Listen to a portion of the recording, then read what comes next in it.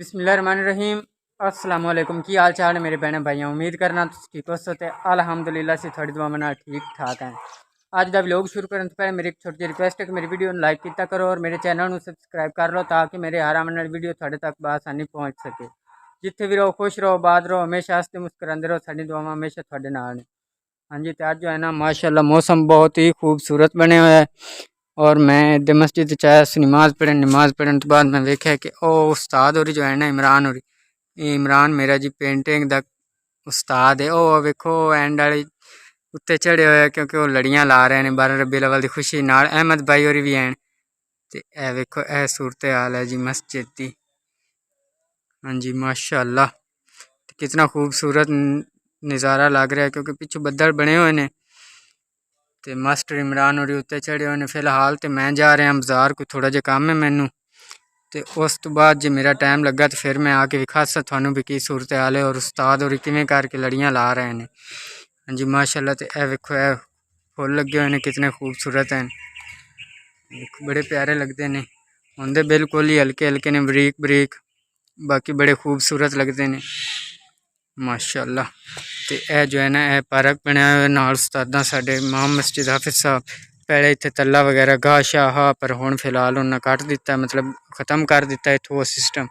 और इट्टां शिट्टां जोड़ के ते रस्ता बनाया इन्हें। तो यह पार्क जो है हाले तक उवें दा उवें ही है, मतलब जिवें कि हा माशाअल्लाह। इहदे विच वेखो है जी दरख्त लगे हुए हैं छोटे छोटे, और इहदे विच फुल वगैरह भी लगे हुए हैं।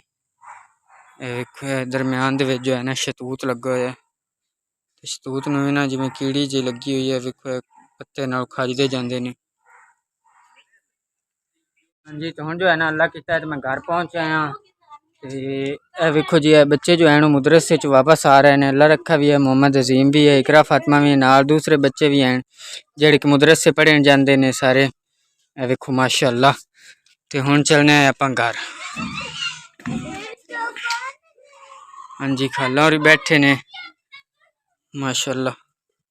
बेगम साहब जो है वो मकबूला मदनी चाक बैठी। हाँ भी मकबूल ठीक है।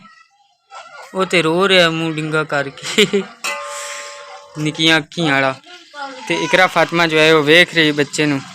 देखो बाजी होरी आटा गुंदे पे ने, अम्मी होरी सालन पका रहे ने। अम्मी जी की पकांदे पे हो? चने पकावा।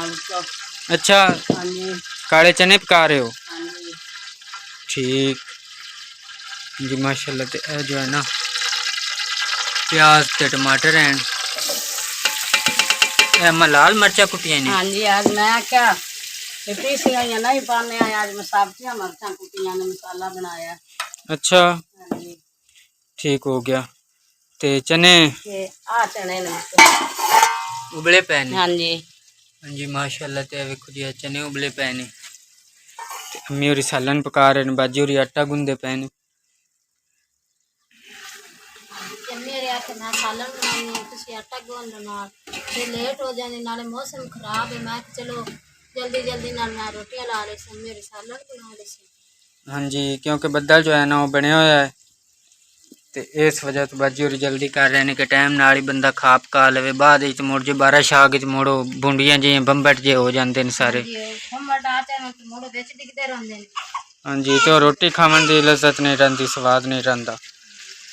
हाँ जी, तो मोहम्मद अजीम बैठा है, अल्लाह रखा। इकरा फातिमा रजाइयाँ सींदी पई हैं। हाँ जी, तो इकरा फातिमा जो है ना रजाइयाँ सी रही है। तो पानी उत्ते कैं बीटे उत्ते रजाई दे? मोमना बीटे है, बड़ी तेज है भी मोमना भी। हाँ जी, तो अज असीं शेयर करने थोड़े नाल जी अपनी शाम की रूटीन। तो इंशाल्लाह तुसीं साडे बहन भाइयों साडे नाल ही रहना है। तो अज असीं तुहानूं विखावांगे कि साडी शाम की रूटीन। प्याज लाल हो गए न पुत्तर, तो हुण मैं मसाला पाऊंगा विच। ठीक हो गया अम्मी जी। हाँ जी, तो अम्मी होरी जो है ना मसाला पा रहे हैं। तो बाजी होरां भी अल्लाह कीता ते आटा गुन लिया। हुण बाजी तुसीं रजाई सीसो।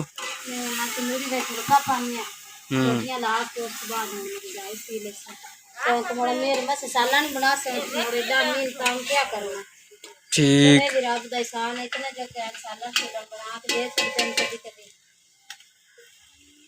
सही, इहदा मतलब भी अज मुड़ तंदूर ते रोटियां पकनियां ने। हाँ जी, मुड़ बिस्तरा भी तमाई सी ना मोड़न दी वजह ते मुड़ एक तवे तो लेट हो गया सालन दे बन गया ते नाल तंदूरी पा जैसी मम्मी तंदूरी ते रोटियां नाल ठीक हो गया, ठीक हो गया।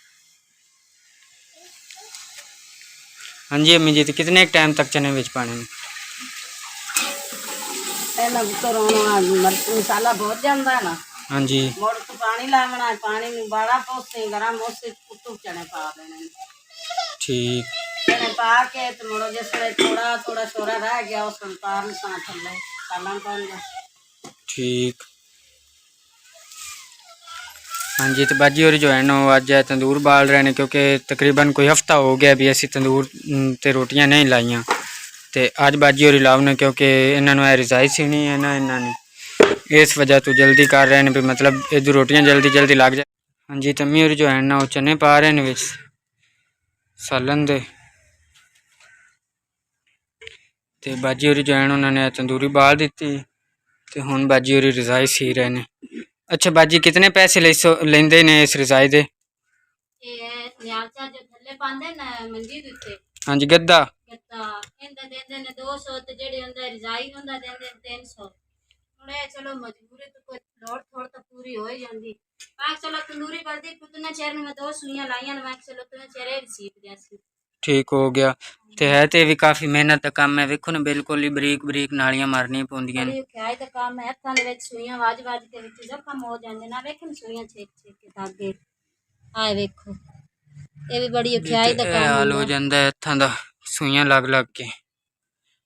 कोई गल नहीं, करना तो पौंदा है, मजबूरी है करना, एडी महंगाई है मुड़ पूरी तो पौंदी नहीं। माशाल्लाह छोटे छोटे बच्चे ने उन्हां वास्ते तो मुड़ करना ही है। हाँ जी जिन्हां दी मेहनत करीवे ओ भी मर्जी नाल देंदे ने, एडी ख्याई नाल काम करिंदा का मंगन दी वे दे लेने बस दे लेने ते रह जांदे ने। हाँ जी अम्मी जी, सालन पक गया? हाँ जी हाँ जी माशाल्लाह तल्ला कितना सालन जो है ना तैयार हो गया है। तो अम्मी और हुण मतलब थल्ले लाउने नु सालन नु, ते बाजी और जो है ना वो रोटियां पका रहे ने। हाँ जी बाजी। हाँ जी रोटियां लांदे पे जी, बिस्मिल्लाह, किसे मेरे बहन भाई खानी होवे आके खा सकता है। लेकिन एक गल है, मैं सब बहन भाइयों को आखना चाहनी हाँ कि साढ़े 1000 तो सब्सक्राइबर हो गए ने, साडा वाच टाइम थोड़ा है। सब बहन भाइयों ने मेरी ये इल्तिजा है कि साडे चैनल ਨੂੰ सपोर्ट करो, ਤੁਹਾਡੇ बहन भाइयों ਦੇ सपोर्ट की जरूरत है।